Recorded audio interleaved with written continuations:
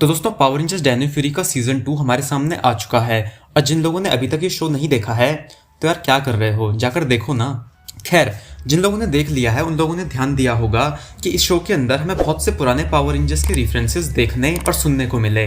तो hey guys, बहुत बहुत स्वागत है आपका हमारे और आपके अपने चैनल थ्रिल स्टेशन पर। मैं हूं अजय और आज के इस वीडियो में हम लोग बात करने वाले हैं Power Rangers Dino Fury season 2 part 2 के अंदर दिखने वाले पुराने पावर रेंजर्स के रेफरेंसेस के बारे में। तो अब बिना ज्यादा समय गवाए आइए शुरू करते हैं। तो सबसे पहला कॉल बैक हमें देखने को मिला एपिसोड 12 के 7वें मिनट में, जहां पर सोलोन ने पावर रेंजर्स को कॉल किया और उन्हें बेस में बुलाया, जहां पर हमें पावर रेंजर्स बीस्ट मॉर्फर्स से ग्रेट बैटल फोर्स की जनरल शॉ के द्वारा भेजा गया एक मैसेज देखने को मिला, जिसके अंदर जनरल शॉ रेंजर्स को बता रही थी कि बहुत से विलन्स ग्रेट बैटल फोर्स से भाग चुके हैं और उनमें से एक विलन हो सकता है कि पाइन रिज की तरफ आ रहा हो। इसके बाद इसी एपिसोड के 11वें मिनट में हमने देखा कि एक विलन सही में पाइन रिज शहर में आ चुका था, जिसने अपना नाम लोथॉन बताया और उसने कहा कि वो कोई स्पोरिक्स नहीं है बल्कि वो नेफ्यू है माइटी मॉर्फिन पावर रेंजर्स के विलन लोकार का। और ये एक बहुत ही अच्छा कॉल बैक था।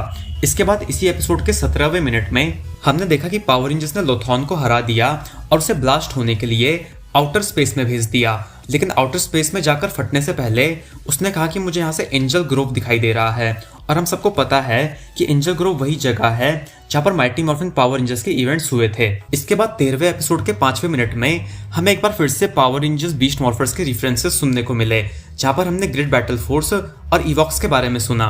इस सीन में स्क्रॉजल लॉर्ड जेड से कह रहा था कि इवॉक्स तो उसके सामने कुछ भी नहीं है, लेकिन ये बात इवॉक्स को मत बताना। इसके अलावा इसी सीन में हमें पता चला कि स्क्रॉजल ने लॉर्ड जेड का स्टाफ क्रिस्टल डायमेंशन से निकाल दिया है और क्रिस्टल डायमेंशन वही जगह है जहां पर इवॉक्स अपने चमचों के साथ रहता था। इसके बाद इसी एपिसोड के 22वें मिनट में हमें हाइव क्वाड्रेंट और ऑनिक्स नेबुला का रेफरेंस मिला, जहां पर हमें ये पता चला कि रेफकॉन प्लैनेट को हाइव क्वाड्रेंट के अंदर ऑनिक्स नेबुला के आसपास छुपाया गया है। और ऑनिक्स नेबुला को हमने बहुत से पुराने पावर रेंजर्स में देखा है। तो ऑनिक्स नेबुला एक शांति प्रिय प्लैनेट है जहाँ पर बहुत से विलन्स हैंग आउट करते हैं। जी हाँ, सही सुना आप लोगों ने, एक शांति प्रिय प्लैनेट जहाँ पर विलन्स हैंग आउट करते हैं। ये विलन्स यहाँ पर तब आते हैं जब ये पावर रेंजर से पिटकर थक जाते हैं या फिर अपने बॉस की किचकिच से परेशान हो जाते हैं। इसके अलावा इस प्लैनेट को जाना जाता है एक ऐसी जगह के रूप में जहाँ पर पावर रेंजर यूनिवर्स की भूली भटकी चीजें किसी तरह से आ जाती हैं। एग्जाम्पल के लिए एंड्रोस को मेगा वॉयेजर के की कार्ड्स भी यहीं पर मिले थे। पावर रेंजर्स लॉस्ट गैलेक्सी में कैंड्रिक्स के मरने के बाद उसकी क्वाजर सेबर भी यहीं पर आई थी। डायनो रेंजर्स के डायनो जेम्स को भी इसी प्लैनेट पर किसी ने रिचार्ज किया था, जिससे ब्रूडविंग ने उन्हें खरीदा और उसके बाद वो हमें देखने को मिले पावर रेंजर्स एसपीडी में।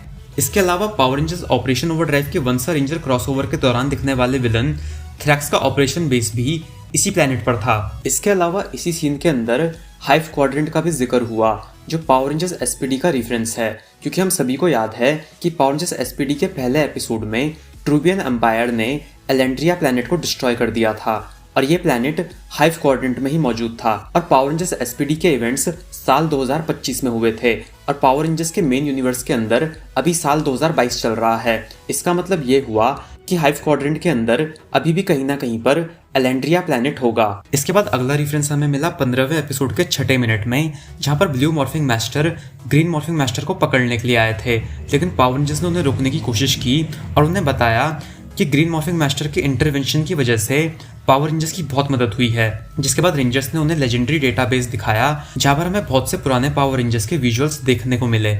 इसके बाद इसी एपिसोड के 20वें मिनट में हमें एक और रेफरेंस सुनने को मिला, जब ग्रीन मॉर्फिंग मास्टर एक क्रिस्टल में कैद हो गई थी, जिसके बाद एमेलिया ने सजेस्ट किया कि शायद लेजेंडरी रेंजर डेटाबेस में ग्रीन मॉर्फिंग मास्टर को क्रिस्टल से आजाद कराने का तरीका मिल जाए। जिसके बाद ऑली ने जिक्र किया ऐसे पावर रेंजर्स का जिन्हें क्रिस्टल से पावर मिली हो, और ये रेफरेंस था पावर रेंजर जियो का, क्योंकि हम सभी को पता है कि पावर रेंजर जियो को उनकी पावर्स जियो क्रिस्टल से मिली थी। इसके बाद अगला रेफरेंस हमें मिला 16वें एपिसोड के 9वें मिनट में, जहाँ पर एक मॉन्स्टर जिसका नाम मैं हमेशा भूल जाता हूँ, अगर आपको याद है तो कमेंट्स में बता देना, हाँ बाकी लोग पढ़ लेंगे।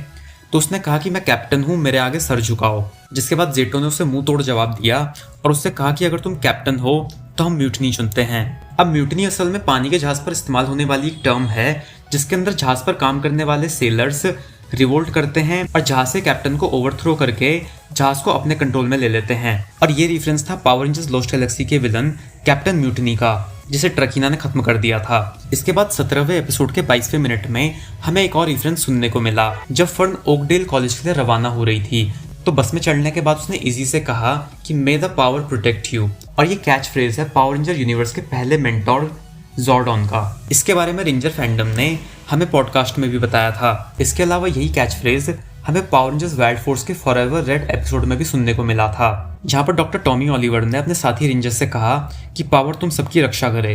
इसके बाद अगला रेफरेंस हमें सुनने को मिला 20वें एपिसोड के 3 मिनट में, जब ऑरिया और रेफकॉनियंस सबसे पहली बार पृथ्वी पर आए थे।